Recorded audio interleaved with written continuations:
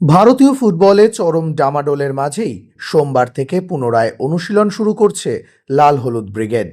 ইতিমধ্যেই অনুশীলন শুরু করেছে মোহনবাগান। এবার সোমবার থেকে মাঠে নেমে পড়বে অস্কার ব্রুজোর দল। যদিও প্রথম দিনের অনুশীলনে উপস্থিত থাকবেন না ইস্টবেঙ্গলের সকল বিদেশি ফুটবলাররা। সূত্র মারফত খবর, প্রথম দিনের অনুশীলনে মাঠে নামতে দেখা যাবে সল ক্রেসপো এবং হিরোশি ইবুসুকিকে। পাশাপাশি এটাও শোনা যাচ্ছে দিন কয়েকের মধ্যেই অনুশীলনে যোগ দেবেন ইস্টবেঙ্গলের ডিফেন্ডার কেভিন সেভিলে। বাকিরা খুব তাড়াতাড়ি অনুশীলনে চলে আসবেন। যদিও সব শেষে দলের সঙ্গে যোগ দেবেন মিগুয়েল।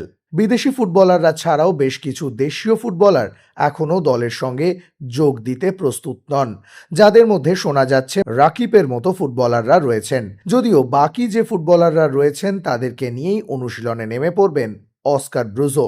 খুব শীঘ্রই ইস্টবেঙ্গলের বাকি ফুটবলাররাও চলে আসবেন।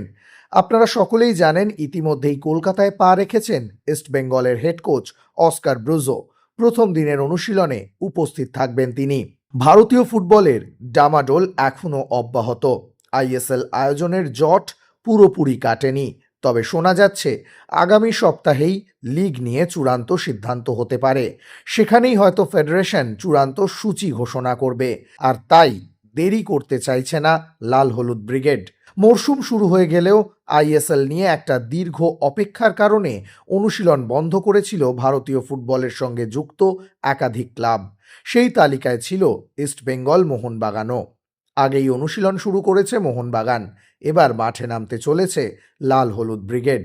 কবে শুরু হবে আইএসএল তা নিয়ে চূড়ান্ত কোনো সিদ্ধান্ত হয়নি, কিন্তু মরশুমে নিজেদের প্রস্তুতির কাজ জারি রাখতে চাইছেন অস্কার ব্রুজো। যদি ফেব্রুয়ারি মাসের মাঝামাঝি সময় শুরু হয় দেশের সর্বোচ্চ লিগ, তাই দলের ফুটবলারদের তৈরি রাখার কাজটা আগে ভাগেই সেরে রাখতে চাইছেন লাল হলুদ ব্রিগেডের স্প্যানিশ হেড কোচ। এখন অপেক্ষা, কবে শুরু হবে দেশের সর্বোচ্চ লিগ, আর সেই অপেক্ষাতেই প্রহর গুনছে ভারতীয় ফুটবল প্রেমীরা।